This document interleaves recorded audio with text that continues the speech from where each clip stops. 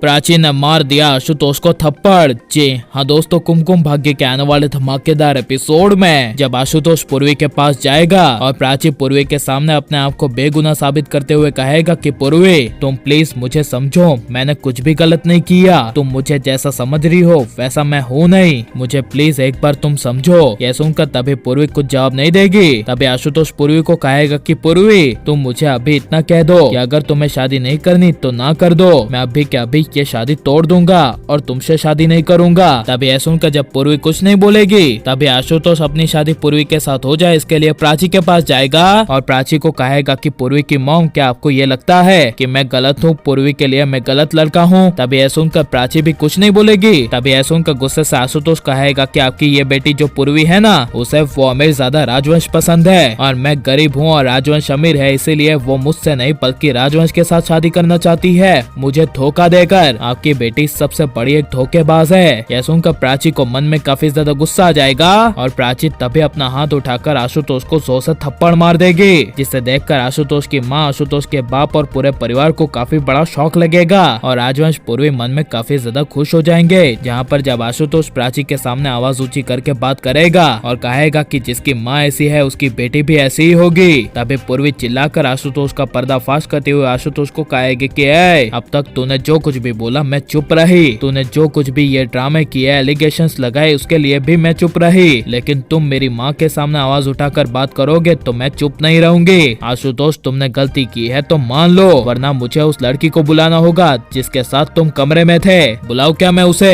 यह सुनकर आशुतोष मन में काफी ज्यादा डर जाएगा और तभी पूर्वी सबके सामने आशुतोष का पर्दाफाश करती हुई कहेगी कि मैं और राजवंश जब कमरे में आशुतोष को ढूंढते हुए गए थे तब आशुतोष उस लड़की के साथ बेड पर था और हम दोनों ने अपनी आंखों से देखा और अभी मैं उस लड़की को भी बुलाती हूँ। यह सुनकर तभी जब पूर्वी आशुतोष के साथ सो रही लड़की को ढूंढ कर लाएगी और पूर्वी उस लड़की को कहेगी कि बताओ तुम इस आशुतोष के साथ कमरे में थी क्या नहीं और ये आशुतोष तुम्हारे साथ सो रहा था क्या नहीं। तभी यह सुनकर वो ब्लू ड्रेस वाली लड़की कहेगी हाँ मैं आशुतोष के साथ कमरे में ही थी और ये मेरे साथ सो रहा था। जिसे सुनकर आशुतोष की माँ, आशुतोष के पूरे परिवार को काफी बड़ा झटका लगेगा और सभी का शर्म के मारे सर झुक जाएगा। यहाँ पर तभी जब राजवंश आगे आएगा और आशुतोष का कॉलर पकड़ेगा और कहेगा कि अब बोल क्या कह रहा था तू। तभी आशुतोष जब कुछ नहीं बोलेगा तभी राजवंश आशुतोष को सबके सामने शादी तोड़कर पूर्वी के लिए आशुतोष को मार मार कर भगाएगा और प्राची तभी राजवंश को रोकते हुए आशुतोष के सामने आकर आशुतोष और उसके परिवार को कहेगी कि रुको,